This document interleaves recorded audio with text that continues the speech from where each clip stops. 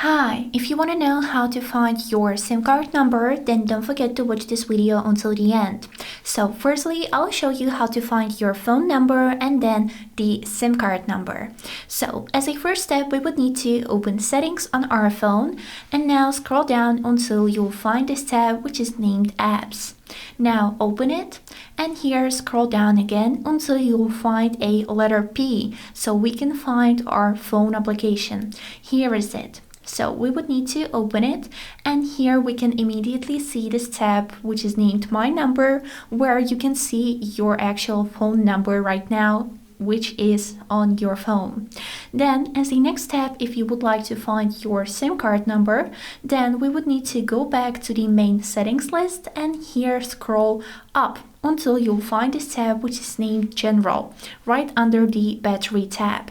So we would need to open it and here click on this button About.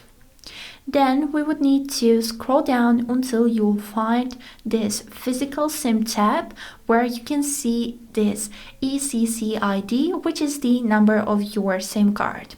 And this is it. I hope this video was helpful and have a great day.